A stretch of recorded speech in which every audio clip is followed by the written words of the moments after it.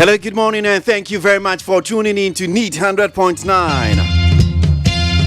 Yes, Biomo, your station, our station. We're streaming live on Facebook, NEAT 100.9, and on YouTube as well. Bet me, no Ashaye. Despite media, so. And I pay promo to say, "Honum say, Bibi akoye, edem." And I style be star be a biano or see papa more bonny more faster than for me radin tiano pay King David Wabwaye.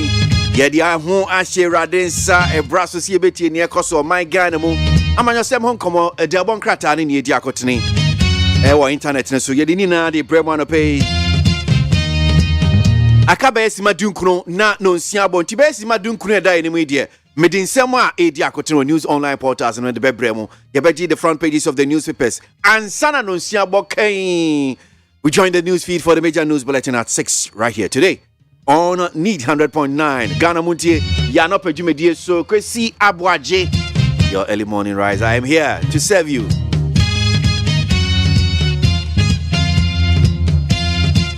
"19 days into the month of August. Eda obadi anase enye nipa nyina ne nya ne saa o enka ahoden ene hia ne aka ne nyina ya jala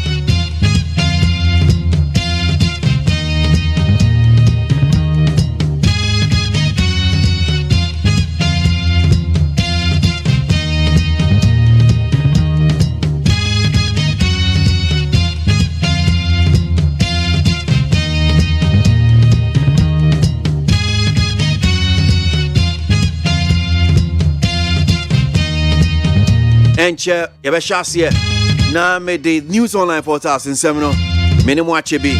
Before that, me faster than for my peacefmonline.com near the online portals ye do masi papa NFA.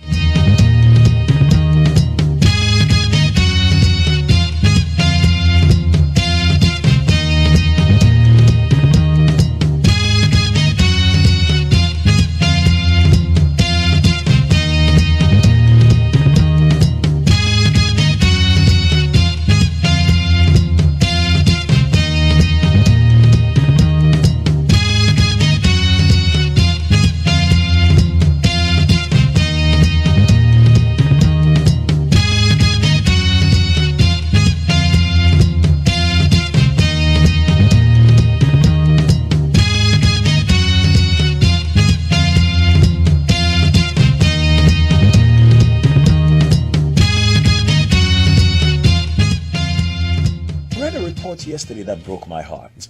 I saw how much Ghana owes, but I also found that apparently the Minister of Finance's company or former company is a transaction advisor to the monies we borrow. So as Ghana gets poorer, the Minister of Finance's company or former company gets richer. Is this what we want to continue in this country?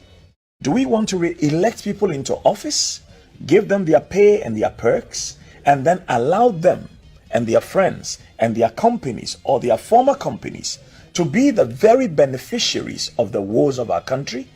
This is not only about the Minister of Finance. This is about Parliament. Parliament, you must be ashamed of yourself. You have failed the people of Ghana. Because I don't think from the time of Nkrumah to date, whoever is the Minister of Finance should be benefiting every time our country goes to borrow money. Is that what happened under everybody in this country? What precedent are we setting? Yesterday when I read the report, I was so broken. And I was like, do people know this? So I called 4 different people. Some in civil society, some in government, some in the former government. And they said, oh, but this is general knowledge. And I'm like, it's general knowledge and Parliament thinks it's okay. So whoever wins the next election will also set up their own companies and be the transaction advisors when we go and take a loan? What is wrong with us as a people? KWASI Cheda kwa Ghana ni and watch na dream wa hanu musino. Ano pay bedi hun komo. But send me dia seda dia ma peacefmonline.com no yen share nsem no senior etie the various news online portals.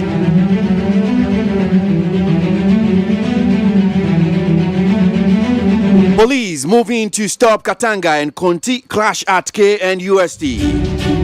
Security personnel moved into the KWASI, that's Kwame Nkrumah University of Science and Technology, KNUST, to prevent a clash between residents of the University Hall, Katanga, and Unity Hall, Konti, from escalating. The disturbances, which started around 5 p.m., led to some school and private properties, particularly in front of the Unity Hall being vandalized. And ran for Nino Senesi Chegu. Police for make us a CCC idea, one more year, Kumasi Shaponka, KNUST, what I'm saying. Nina, dear Bassam Naba. House me no one more KNUST, near Ferno Air Katanga, and a Unity Hall na Conti. One more this year, ni a school way, one more to 2 aboa, just a one more brom hunia. SS, Niamasa, Japadia, man forecast, one more say no, your casket. Nano University of Ghana BC ho and KNUST Kumasi na kwa kopie mabu ba dama na mo bodam na mo ba eskufwe jama munishi ya ho sana mo ba ya to school sun kra na ya pay bi kra ma mo yale wo mo ya di makọ school se mo nkosua de a nsem hunu we na mudi se ya na mudi aba be mudi be Ghana na mudi di nsem hunu nsem fo Danse huno no. Munya jimie no na munsua de o. Na sisi ewiase baby a niama nam no. Munya jimie no. E wo school sunu na ye de mu akose mu kosua de na mu ba jimi sen a. Na mu de munya mo ho se o na school de. Ovia wo school a munjimi.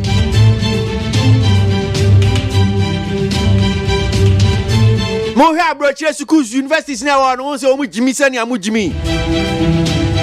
Jimmy Samson, I am Coscu Cosun idea, Jimmy sa Modisa, Namodia, my bay penny for movie at the Mobatron, my name, Namu Jimmy. Give us some crowns in here.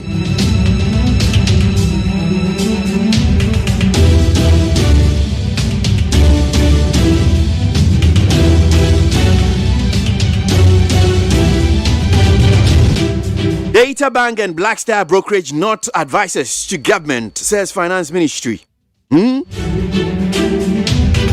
The Ministry of Finance has dismissed the social media report that Data Bank and Black Star Brokerage, linked to Finance Minister Ken Ofori-Atta and the Minister of State at the Finance Ministry, Charles Edubwai, were handpicked by the Finance Ministry and the Bank of Ghana to act as bond market specialists for the government bond issuance, hence benefiting from those transactions.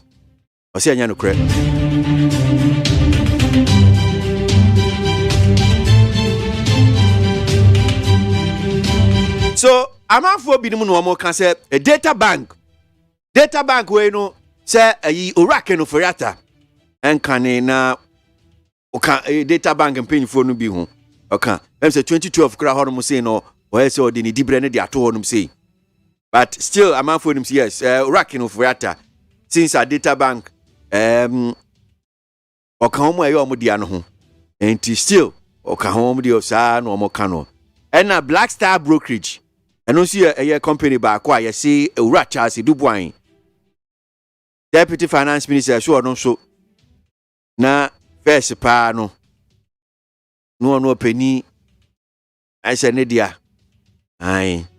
No munyina so mo pia omo benya a position on no bem say 2017 on so ne shares ni ade nyina no. Waton so any dem. Enti amanfo se ayi Data Bank ne Black Star Brokerage Company si eno amokeka se sorti nsem na kwesi cheda kwa aka no wasi o Ghana de bia ye ba kwaji loan bia no Data Bank fo nya mfa so enti ebi no mokeka so Data Bank ne Black Star Brokerage ya womo ni eye Oracle Ofori-Atta ne Charles Edubwai wotwa kan de bia ba kwaji busia bia wonya eye mfa so esan se womu no mudi enim ne ba kwaje sa abusu enti mfaso no ba odi enim de na tese ombeji cat womu nya bi eno na eye Finance Ministry de krata pie womu chechem se enya no kure sa ansem na manfo ka no kure bi enim enti emongu Bank of Ghana raises policy rate to 22%.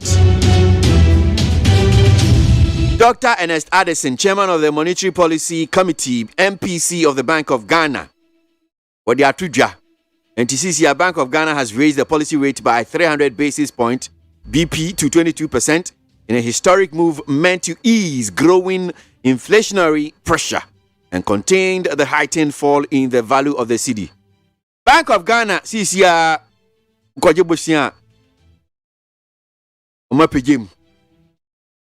Policy rate no mechechim tie ade amawa eno an se okwa akwaje bosia na CCR no ebe kosoro okwa akope bosia wo banka ebe kosoro nsihu no wo mapegem esan so mo hwese ni inflation no se ye no esi emasika so tie sika wo mu kotokom dodo sika wo mu nsem dodo.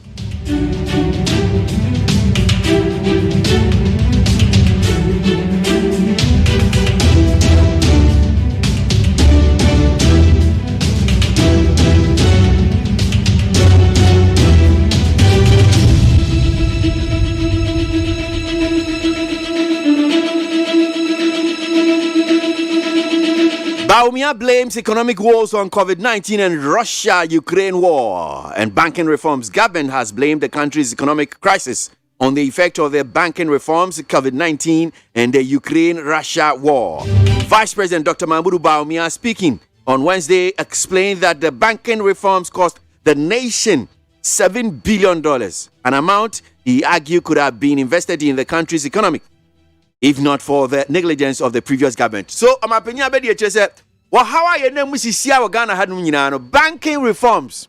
What we hear, you know, banking, just now come say banking crisis, one man yes, reforms now.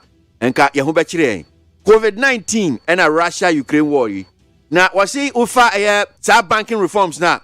One we hear, and no current bank ni bi on way gu ye geom licenses ni ka ho na e bi ye keka o munyina bom be ye nso asa he ka o munyina bom no e consolidate ye no sa sika ye de yes adwuma ni nyina $7 billion $7 billion sika no so o si sika we nyina nke betim dia ye mputu nnwuma o hanum sei e wo man hanum sei ba banks ya abandada no otwa mu no na 1 to 2 niam ye no enti 7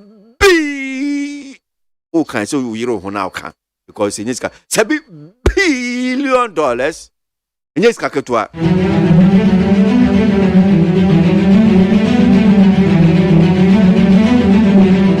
hey Master Jami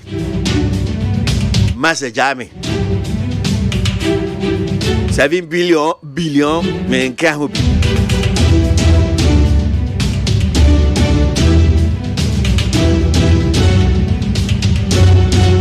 Mami fast like I say fama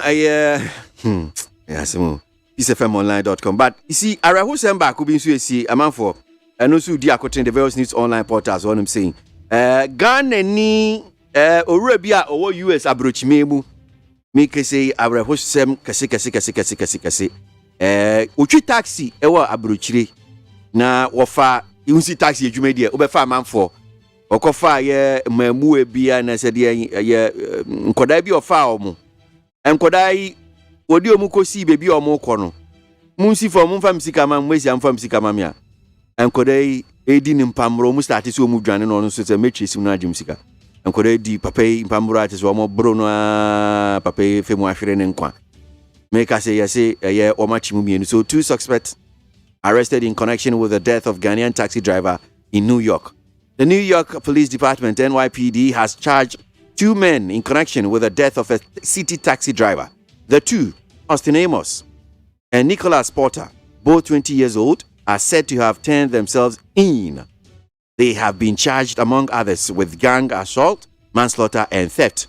The NYPD said it is still searching for the 3 other suspects. If you muda suguswa, mienu di eso mo anom di omko ese ya yene papa yene sa enti niamde kwan bia amde be faso bia mfa yemfaso but ayare hosem kase titu ewoye New York mountain so eye US abrochimemu and ofa no Ghana hanum nyina asema taxi driver obia mekopa bibia ba bedio ne be den nenam papai ekwakoye adwuma no de aba behwe ne yire ne busua emse owonkoda be se 9 krasa hin titi we janko da nine honum say ya if you say ye mebusuani adofo nyina yakọ monhye anope eastfmonline.com the other online portals here do say brasso de bonkrata today Friday 19th August 2022 send and 70 kwabena ma for atrance anope na nkopeso ogigimi kakra ba me head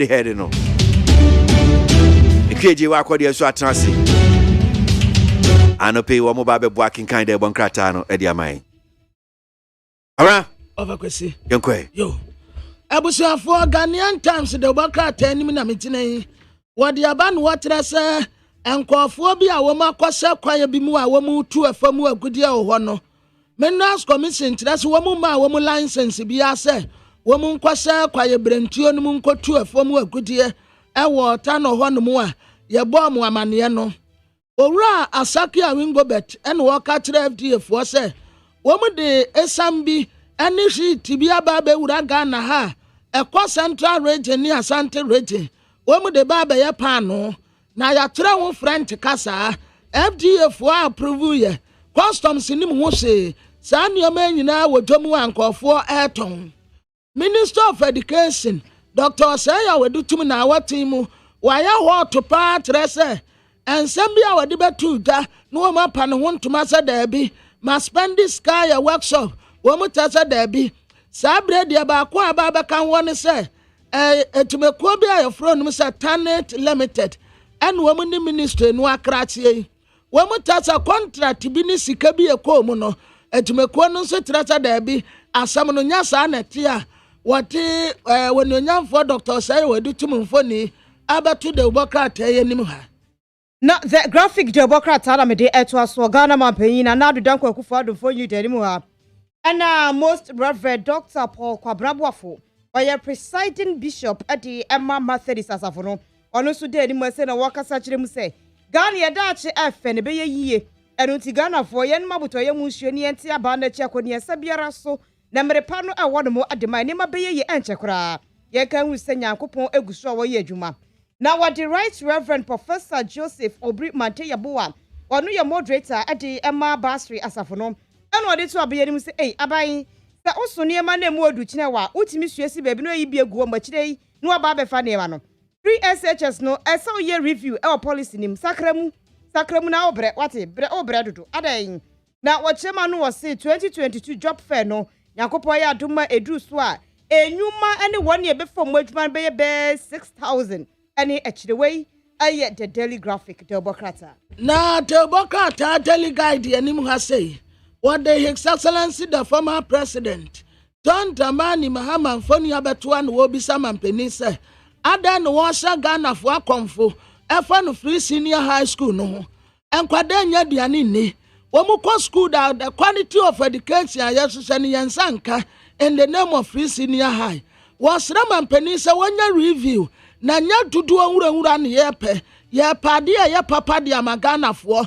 wo de free senior high nti wo sha Ghana fo akomfo maami bi ane ne ba mu a track bi etiafa wonum so akun wonum ya wo trase nuane bo ebesa akosuru bi mu aka ho wiase afa na nyina enya Ghana nko ha adese a wo boko wo mu ni asomtie trase bense na watimu wo ma bonipa na itue kum wonum enti kafu a wode tu wonum so no wo mu san renew no mampani na na dadanko akufo ado en wo sra Ghana fo se wampa aba enti Ghana fo so mamompa aba wonimu wo hu sankofo bebre no aye disappointed but mampani kate wonum se we krampo yasi wuro mumpo ya mfada kro ne ye de kekere ye kekere ne nkakra enti mama ba mummu munya ne mutidie wakaso obeye no obeye na the chronicle the bokrata na me de eto asu what the doctor ya was say editwum osofo hwe nwumachia so emfonyire aba ana o se me gallop me o intention bi se me ba be se dabi eno no aye adwumadie bi ya hyehyede ma hyehye ya tuni din se Ghana Accountability for Learning Outcome Projects ewo ensensem na aba beto edwa no na wonu mu abiem na Minerals Commission penifo wode to dwa kire mu se yemfa tumi krata ma obi ase wonko forest mu enkonko tufu magudie edi so obi enu antwe ni bre abo awura kwa ebrentu bi mu tufu magudie dia ene emu ni enye yenya asɛm a wadi nana otuo serebo otoso mienu dwa behene efonyini abo ne nipa bi yesi adu omo akokɔ oto wei eye the chronicle the abo krata na kwasi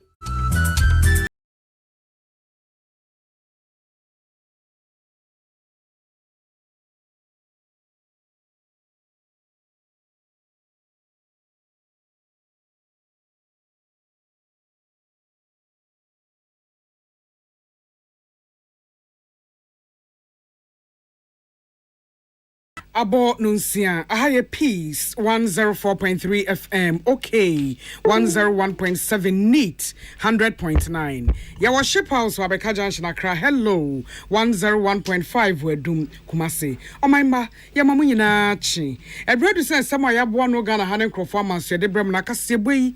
Every piece of FM so sound and radio stations are a bro has so Ghana near Mononia. As I live for official social media pages. No, you will Peace 104.3 FM and a Peace FM online. YouTube also a despite media. Ya the bambo moon church ne frasie na and nay your electronic and a digital space no emum.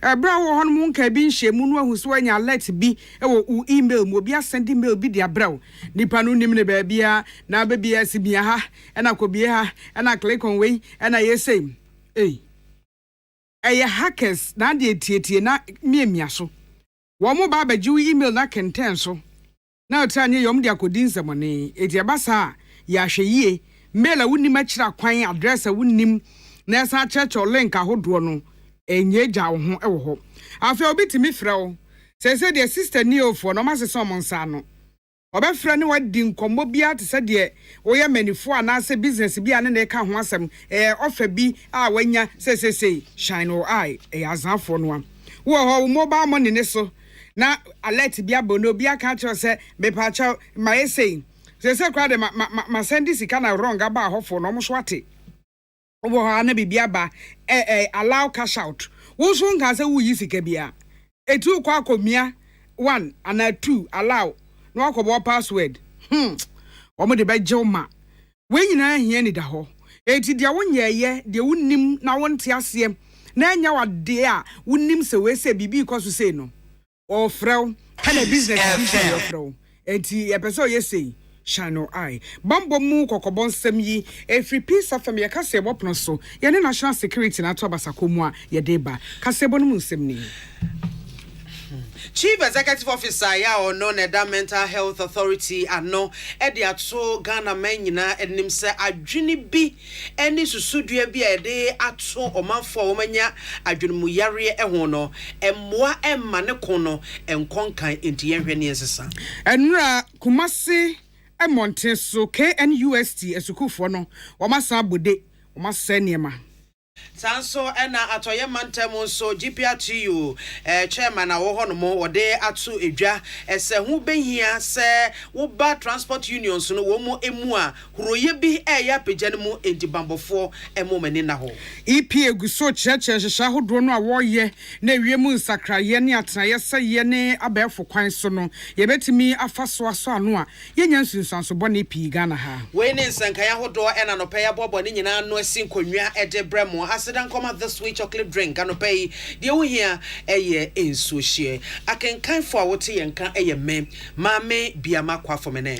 Nana ya kunedu, Africa Sebon Munsimni. And no BBC or Kumase Monte, Sonia Montini Sumpo, Kwame Nkrumah University of Science and Technology, na Enyasem Papa. And saying, as a cool for the bee and a woman suku shaya ni suku, a fish yada womudi ye be, and a nuti woman share swatch mu make a crack. Na omuko hu yana sa gentle ha agensemu, ama katanga ene konti ana continental way, one more edia buenim. University Hall, a one your friend a katanga no, and Unity Hall, and your friend a continental no. Obi nim de ba ye, ya mebuna na suku fwe abodeu. Anye be share to wait edwane na omom be pabo ko wiase enkrofo ka sisi konti ani mu ho no wo ma sei efa enti anopai esinra Samson ko ho anopai wasa kwa kopi ho nom enti yekọ ne ane enua Samson kwam ya meche di ho nkomo same anopai machin o Major so na ya. Yo, yɛda se ɛne hasuo tie. Wadaro ma akɔduru yɛde na ɛkɔ. Yo, and none of it do about 5 a.m. And so no really be back on the anyway. Na ya so be true adia obe hu aye. Ye di apo, ya to apo, a obe hu se max and the ho. And they amanfo casa womo ese no. The omo intimate to anko. E bi no ha so mu to omo cars coin. Now by unity hall and you must see a free time I buy a people family cars no and so e wo ho no ma. Ya pack obi am betu ni wura no ma metu bi a saloon car bi cry 4x4 for aseno na eno original police command omo ene eye omo e di omo men e by mensia division omo enam se tech KNUS se tech as a tech so she mensia for there omo nyina be pie mo no ma eye commander eno I free na o da hanom e ma de achi eye ACP lawyer Sanga Broka one in the men womo ada hanu mama ade a chere say America say oba police cars SCCR say we oya wa dwene say we be ma o meko agyaw I no wo honum na sene na ya wo sika no nyina ye asam no be sie ni ebuza say I say ye ba ya na say e free no abepem samre na e say akwamere students ni bi atwetwe nkomo say university hall aye papa na Katanga hall no omu di omo hall with na etre bi omo ye procession and you know, omo procession echo PM or attention. Omo free take down show omo ba. Unity hall and answer conti power for no. And so edika kasa so omo nyomo hall no omo di omo ni. Na mo omo fa procession bi ambe fa ho. And you tell me a bit free take down show omo PM or KNUS dia. Or a bit ye omo genocide students ni bi so mba ba unity hall anymore no. And na e ma we mo so na em so no ma boabo omo esie. And omo di it's as almost a crashing. Almost ma aboa so any as aboa de nya tam ketewa enam wiem na ekọ na eba wo mo me dwane wo mo so am be face ni face anu ajase amamfo innocent population and as civilians am na mo ba bi and wo mo kai bi prepare as si ano me ka se cars are said here enye asam and the anu no procession ya da fa ya mamu pa ha ade no mo nka Oma by university, or Monsieur Diano, Nanaya, a way I was said to be Piano, a way and a massa, said Batasa, police phone, at the Hama, the actual Dasso. Nanaya, background story now, and one of the young coming. Abusa for more Facebook, and the Corso and Rano, Peter Squan, Samson Yamchada Roma, Omu Yibi Facebook, and so say, Mobehe. Samye, as a cool for ye dear wiki keke, ye tum passa monteso, now Quaqua gentle highway, na ya sencro forecast, a besine, yet Timia kind any pay prayer, a biwa yar sabia, and also so a pranketing kitting to Oma form Hossam. Cast and why ya castle Oma says, no, what can't when near a besing. Casa said ye. Casa near said also, horse 7 oh, hopefully horse 7 now back in your. Yes, that's one of the casa packing no said, you know, woman that will do our Belgium and also Belgium or university on their bad opportunity. It's that you see what that's what here.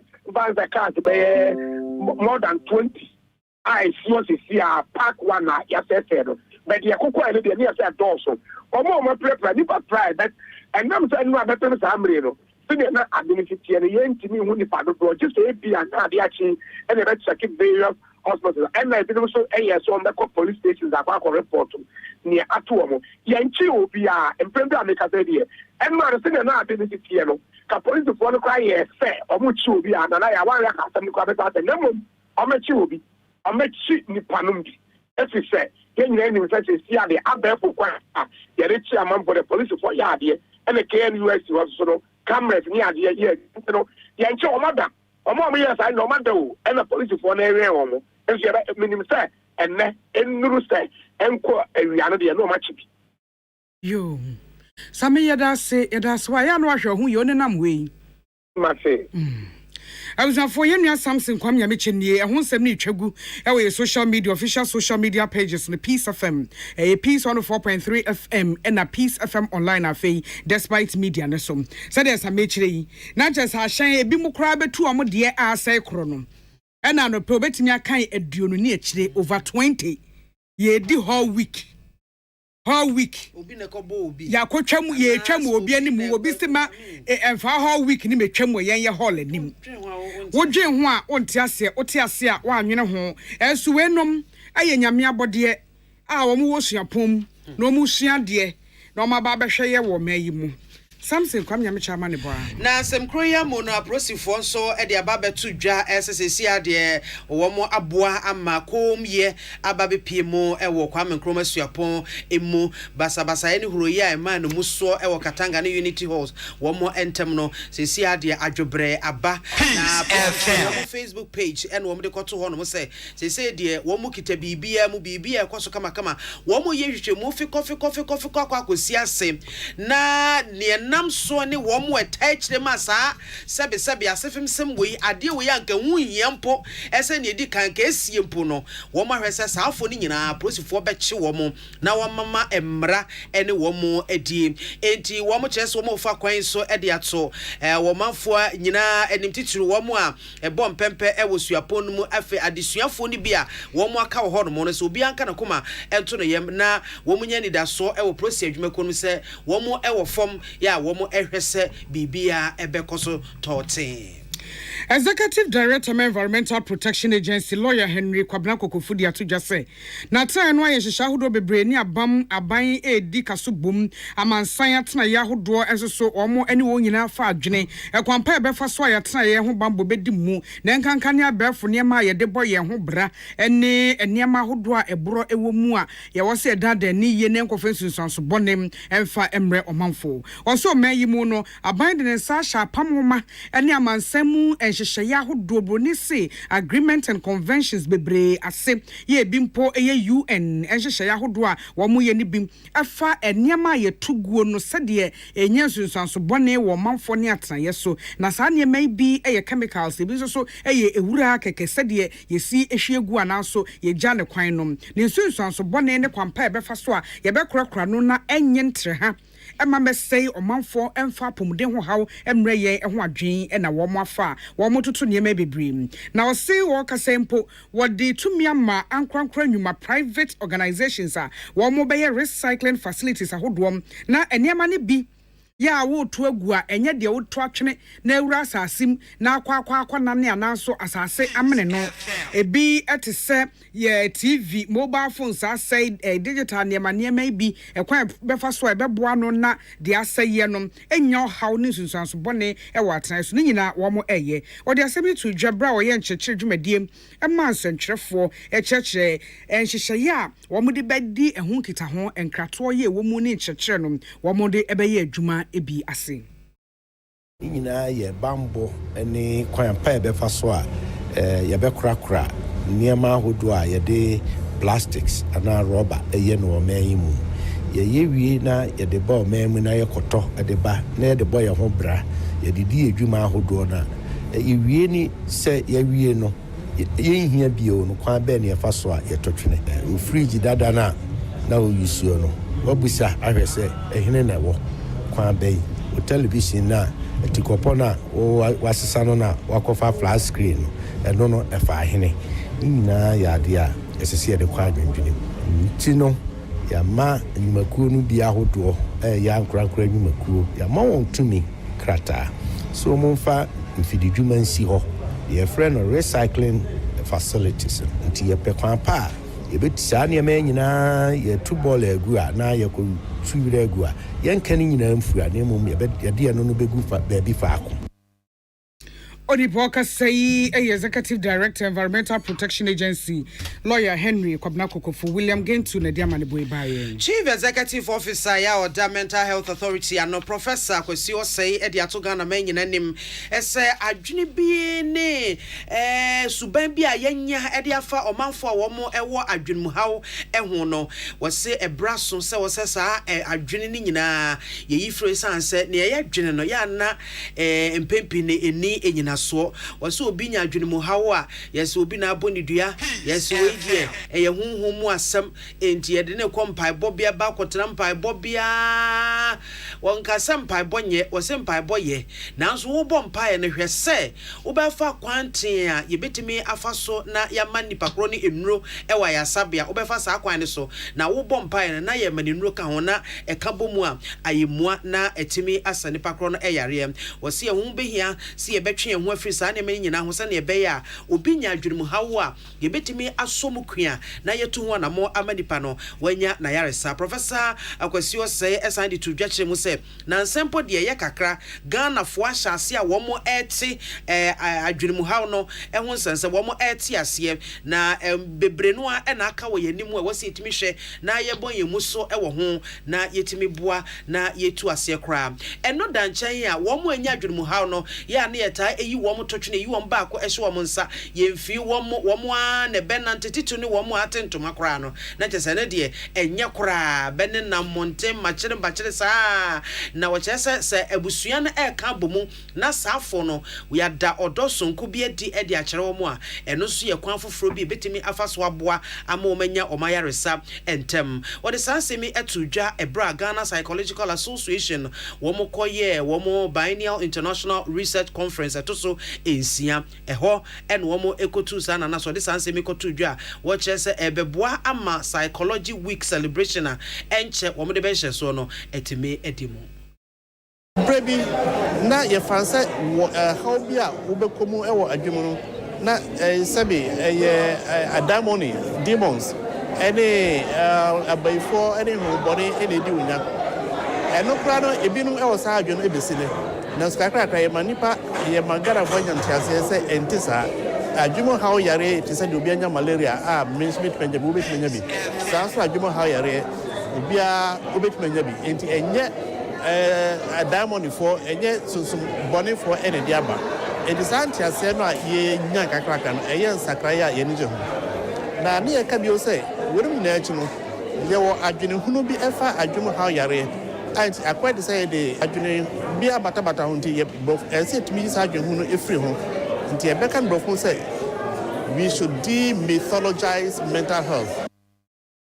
Ene awoti Chief Executive Officer ya oda Mental Health Authority ano Professor Akwasi Osei na no siye ena President oda Ghana Psychology Association ano Dr. Collins Bedu Ajimai ono so edeka ho bio ese ekono de womo eyemu a wonpese womo fa sa conference so na womutimi bodawro efa adwunumu ha ho yare ho na wo hunu kwampa omanfo betimi afa so aboa aka ho asem edi ho nkomo na se eba obi so a yehuna na mompa tu afa ho ede age nipa no kwa ye ne se yesua adwene ne ho ade ene kwan adwene enya enipa suban ene ne ye kwan fa so ye ne nneoma ho nsunsanso na afibia no yeyi na otwe ba kusi ho ede border row extra Ghana fo nyina kwan a yebetumi afa so enya apomuden a esipi na ye ka apomuden a nye se bi awakọ ama medical doctor ahwehwe wo mojem so malaria anase bia wo malaria nko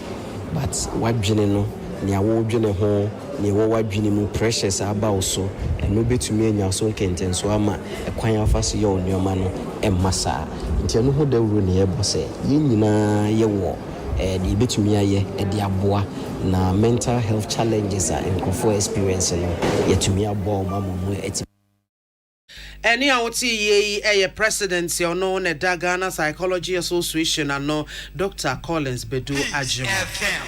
Peace FM no nsia kase boy be ho be so akwakoto nkra ba ye ba kase bo ne nsan ye Nigeria memo abosomfie bia so ne so yakohunu nipa funu aduonu wode ye den we ne nsam kaye ye ba sesia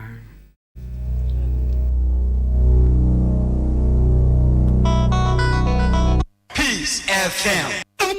The Amoka Freddy's Corner Home Appliances or the Abba Freddy's Corner Home Appliances Center. Home appliances are a ye papa bia a biwo Brands Bain, Media, Samsung, Kaiware, TCL, TV, air conditioner, freezers, fridges, water dispensers, and Nidia Keka home. Nia ubenya good warranty dear. Of Freddy's Corner Home Appliances Ukokumimli. CCTV a Boama monitor of properties, new business at anywhere in the world. CCTV need a hole. A detector, clear pictures, Wi-Fi. Wi-Fi connector. Ultimate connector my phone. I monitor baby a wo wiasibia.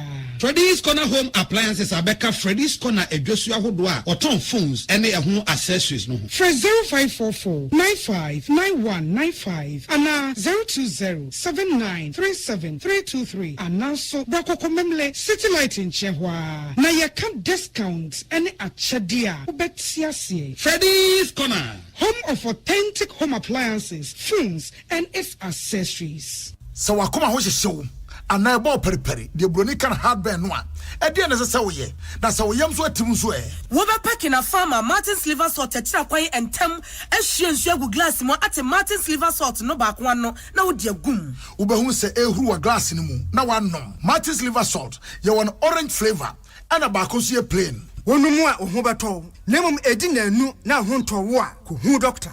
Amen. Yenim some busa say nije ase ne saying. Asia ne say what the army Nigerian seniani our herbal ayaresam bio na nkunimdie adasidie na asia ani abasobode nkoa.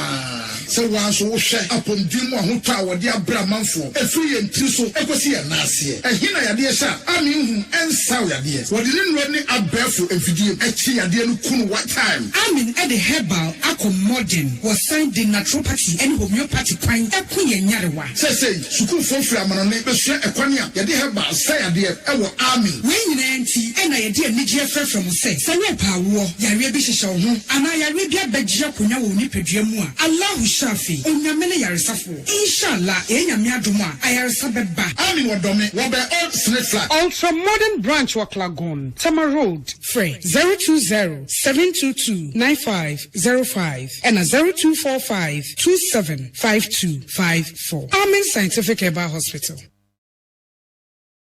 Peace FM. Tune it in, turn it up, Peace FM, and rip off the knob.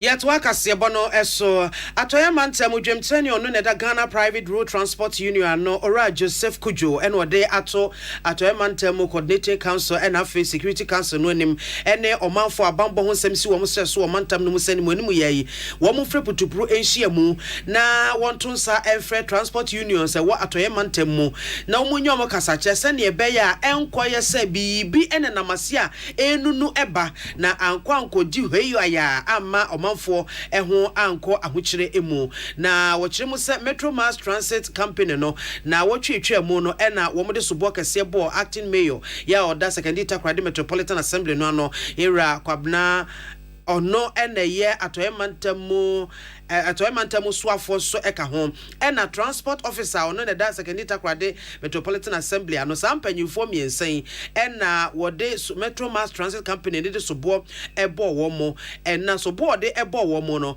anhwe ya ebetimi ede wo haw kase pa aba besue transport industry ne wo atoyemantamu na abra owura kujo NPC FM kase bo twonko no chese nia ekoso ne ha adwene ebetoto bambo ase ewo ho entimpanyufo so re waka ansa na niema agensam Basa Oswo will load aka form wire man 45 seater or the match of but yeah basa sending yimpani na manyimpa no yes stranded or more phone bus on one koi you report the police basing there one chin yimpa grupo on yaja yehu there wo masundwe mba e water kwadu krom ha morocco no sempemfo amfo na nsifo ma institution da o masundwe mba na regional minister na febi no ogina radio do kade onye na kasama onye bio onye wona no tsama no onye kasai ehei na best there wo ma mpemfo ntsena ho no wonhwe won invite unions ni na dem obaya over come asundwe aba na yera kujo etwa so na ode eto acting mayor no enafe atoyemantam so afo no abo kwabno chidako mensanim se womumie womani pa se womada womo enti womani womutonkonso so womie womani kakra ehwe ne ekoso mo makwa mani pa kakra bi omo assembly hono mo no enada womo enyige womo emfiri enkonkoso nkoja womo ewo nsuburani esanse ne ekoso no ehadwene no ma yenya adwumde no bibu echi ne sense there yehu today I seem there jama the transport officer na kan kola nche regional minister ono nti na ma banda no so hu da bia ono so ga na nyi nti ongene ba yanyedam not oyi na djuma we kama omo yedjuma o register ho as transport union all run ho that is bibi sala corporate nti no yes assembly no o ma oyi na djuma na takwada no asonje mbra mo youth force regional minister na kan okada all ma oyi na sia ma oso onye bi ono di yanyene yadwen na ko ti no to beginning here. No, Colonel Biomon Jim to the Umbra. No, more see in the poacher the boy no. On the same, only to throw some now. Obeti, it's the assembly. One header, one foot onto Yamay. As when you bought my bow, I'm paying fat now. What's Shaff and Afani now? And I would see Western Regional Chairman of Ghana Private Road Transport Union and no Ora Joseph Kujoni near Apia Dankwa in the Dinko. Ya call Amnoni Ensemu Nigeria Memuni Yakwakopi no mine 104 FM Edo State honum aka kranu edru Benin City. Ensamoni bia koso ama posifo ho adwiri womom. No manfo ne susu se abosumfie bia wo honum no. Enema bia omo ye enhyada nya won fe papa. Etuoti aposifo na so omo mra ho emehwe se bibia hyede sha. Aposifo kwa abosumfie honum asone ye ne so no. Enipa a womawuo aduonu 20. Enipa funu Mako aduonu 20 ene gu asonye ne so na wamokoye no emu edu num 15 eye mema emu miensa eye ema ena mienu eye enkwada de kwadi omudi funu ne ye obi nim baabia nipa ne wuye de omo ba omo nim ehwa na nipa ne begu ye na omo nim se ye funu ne be pie ho de kwadi ekofa ba ye yakofa omo baabi ne begu ho ye kum omo ho ne de ye omo ade omo nim enti posifo logo nipa miensa edo ma kwa akogina akɔhye posifo akache edo mu kwa akogina court na de tuamu bia no o ma firi ho hwehwemu ase ebusua asemtantan asem ya a esi e wo Nigeria memu eno no enti enkrofo ade hye aduonu 20 ana abosumfie ho yekum omo se so ma wuwo ene edi funu no akwakogu se ye funu aduonu egu asone ne so de posifo se wo mo asem bi a wo be yi ano Kasiebono esi ensemeto dwane edimo akoten ebini se nra adarehosamo esi ye ewo kwame nkroma suapon emu efa horse mienu katanga ene unity horse no aprosifo se enema gufom hwemu gufom a wo mo edi se nyambrasem no wo mo bechi wo nyina na kas bru aduonu ene wo mo se no nipa eprepradie enya hunu wo mo akira kwan ene ebuhu nkonta ena chief executive officer ya oda mental health authority and professor Kwasi Osai to Ghana for him say adwene bi ayenya e de afa adwene mu yare eho na wo mo anya bi yeyi wo mo totwene ade no yenya sa suban ne sa ne be ade ne ba obi so a ye betimi asomukua na yasa nipa no yade midin nana ya kunedu mene mame biama kwafo ye de asede ne kabia ema this way chocolate drink anopai di ohia eye enso hye Ghana koko papa koko kan ena ye de this way chocolate drink ya wonya benum a eboa sisi ni padua ne kama mpanyinom nkodanom na kyese bibia sisi na kwam e de amaw de ohia eye enso hye wadaroma eno so ye asenemu eme de kasebo no ebrem yadam nyina ase amamomo eniti Adawro Kofi Aman homene so ejiji tonton sansan ewo neat 100.9 FM. I bet you thought you've seen it all. You must have thought you've watched it all. Gomorrah is a new exciting series about the conflict that rises between the wealthy and the poor. Watch Gomorrah exclusively on Aquaba Magic, DSTV channel 150, Go TV channel 101, and Aquaba Magic Ebusian DSTV channel 149 and Go TV channel 108. With as little as 50 Ghana cedis on DSTV access and 25 Ghana cedis on Go TV value. Gomorrah.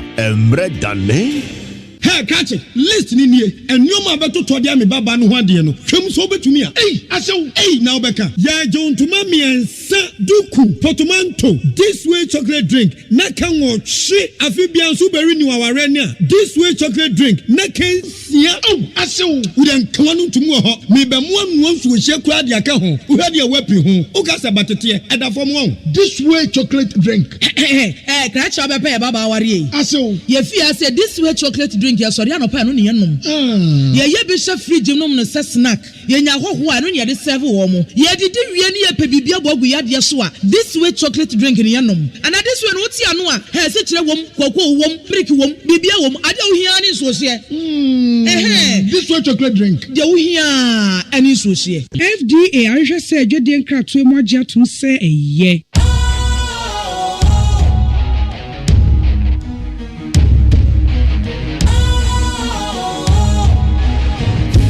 Cool, fresh and trendy with a new look.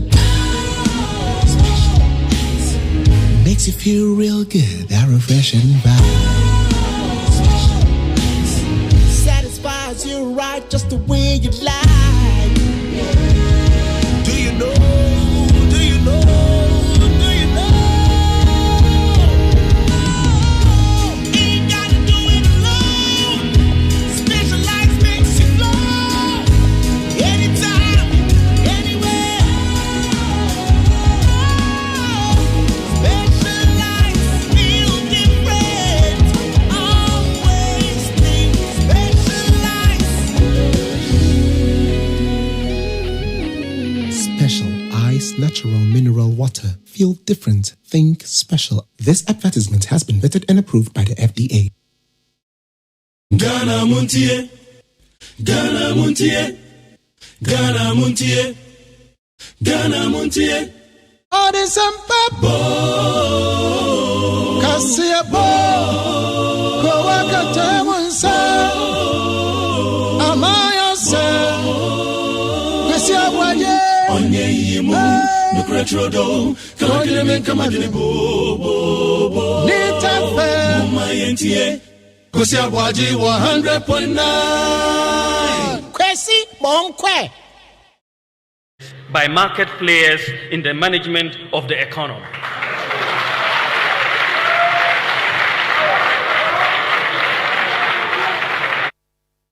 The Ghana cedi has obtained the dubious distinction of being the weakest performing currency in Africa at this point in time.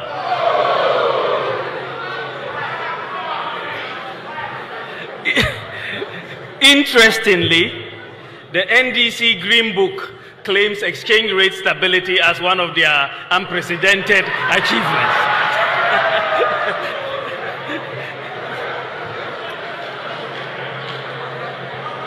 In an open economy with market determination of prices, exchange rate movements are the most important indicator of underlying macroeconomic fundamentals.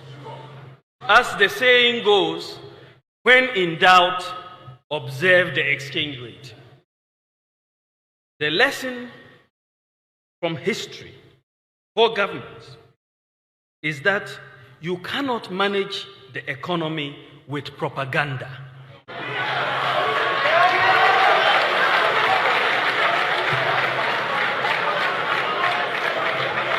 In fact, you can engage in all the propaganda you want, but if the fundamentals are weak, the exchange rate will expose you.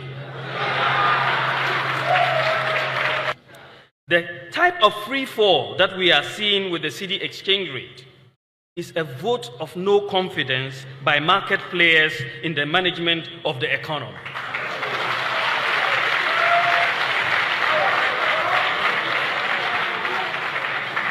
Indeed, many market players presently are pricing goods with the expectation that the exchange rate is going to be 2 to 1. It is almost there. The scary part of this is that we are only just past the first quarter of the year, and we have 3 more quarters to go, and the situation could therefore get worse. This development is not fair to the private sector, and it is certainly not fair to Ghanaians. The slide you are seeing here shows the comparative cedi performance comparatively between 1997 and 2000. I want you to look at this carefully. You saw this major depreciation between 1997 and 2000. Now, maybe the speculators were here. Between 2001 and 2004, they suddenly disappeared. 2005 and 2008, that whole period, this is where we are. Now 2009 here to 17th April, the speculators are suddenly coming back. Now what I want you to notice is that the depreciation that we are seeing today is occurring notwithstanding very improved conditions. We have oil, cocoa, and gold prices going on. And this graph is very interesting because it shows you the relationship between oil prices, for example, and the exchange rate depreciation. You saw in 2000, when the oil prices were going up, you saw the exchange rate depreciated. Unknown caller. Ghana Montie, Ghana Montie, Ghana Montie, Ghana Montie. All this bo, Cassia bo, Kowaka Tamunsa, Amaya se, Cassia Waye, Onye Yimu, Nucretrodo, Kagremen Kamadini bo, Nita Fe, Mumayentie. Kosi ABOAGYE 100.9 Kwesi Bonkwe.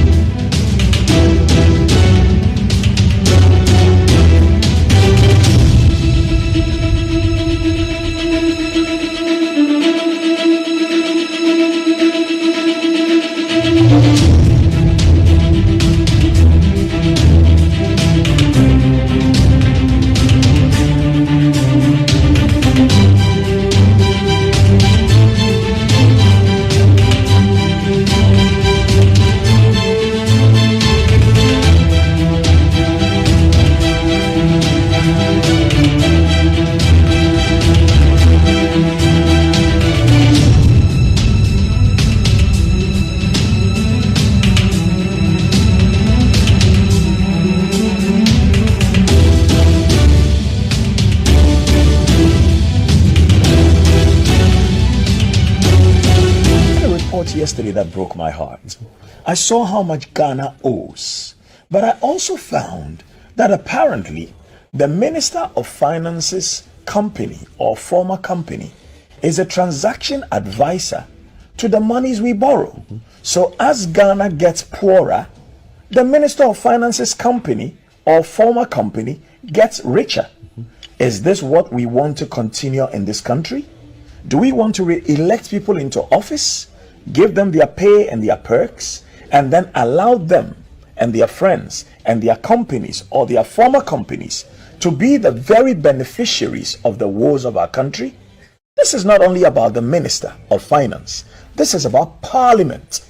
Parliament, you must be ashamed of yourself. You have failed the people of Ghana. Because I don't think from the time of Nkrumah to date, whoever is the Minister of Finance should be benefiting every time our country goes to borrow money. Is that what happened under everybody in this country? What precedent are we setting? Yesterday when I read the report, I was so broken. And I was like, do people know this? So I called 4 different people. Some in civil society, some in government, some in the former government. And they said, oh, but this is general knowledge. And I'm like, it's general knowledge and Parliament thinks it's okay. So whoever wins the next election will also set up their own companies and be the transaction advisors when we go and take a loan? What is wrong with us as a people? So the person's motive for even going for a loan for me now is not clear, because every time we take a loan, their company makes money. Does this make sense to us as a people? Look, we have leaders of industry, some who have been, deprived of their finances. And in the meantime, the people who are sitting in power are stealing us blind. And all people can tell me is, oh, but this is general knowledge. And then what a shame. What a damn shame. When they are out of power, will they want whoever comes into power to repeat what they're doing? This is not NDC MPP. Parliamentarians, you are supposed to help us protect the public purse. You can't just go and sit there and vote, I am MPP, I am NDC. Vote your conscience and vote your constituency. What are you expecting the MPs to do? The MPs? But you cannot become the transaction advisor for going to take loans when you are the Minister of Finance. How is that possible? They are the legislators. If they won't speak up about it for the whole country, but for me taking time to read this much over the weekend and yesterday, I wouldn't know the details of this. So now go and bring all the loans we have taken and show us all the transaction advices and see whether they have links to the presidency or the people who are the ministers or the people who are in legislature. Why are we doing this to ourselves? What kind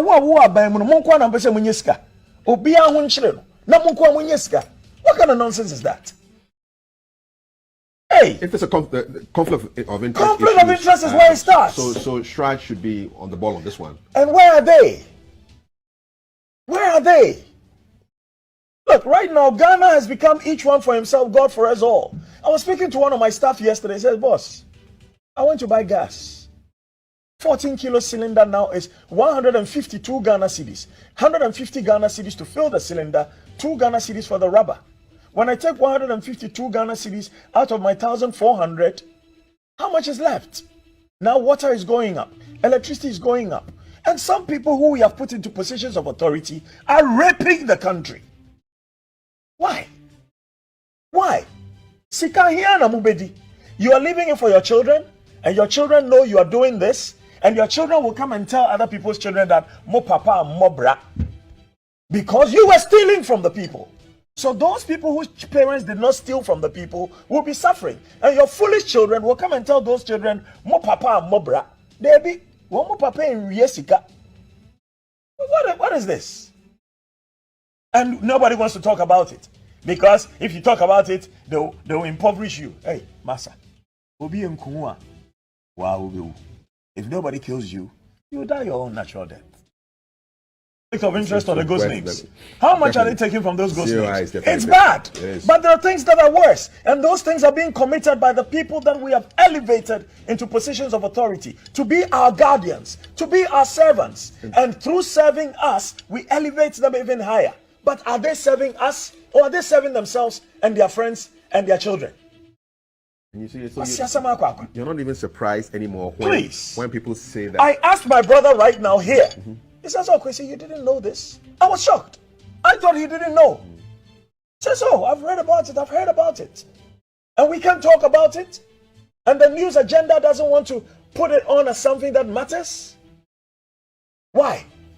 So you serve at the presidency, then you give yourself contracts, then you give yourself work, then everybody else doesn't have any expertise in this country anymore.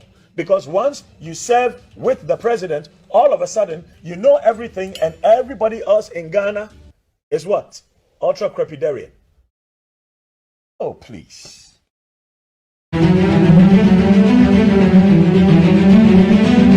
Need 100.9 Ghana Montie Jumedi Sunu Asogo na efiada August ne tosu edinkunu. So Ghana ni rakwesi cheda kwa na otise no this asemedi tuja. Na sa anyway some of the two general MC GTV so ayen komodie bebre. There's some a waka ni abre ni bebre ni nyina kire se wakenkan a kire se Ghana busia bia ye ba kobo bia no. Empenifo bi o ha no a wo munya emfaso.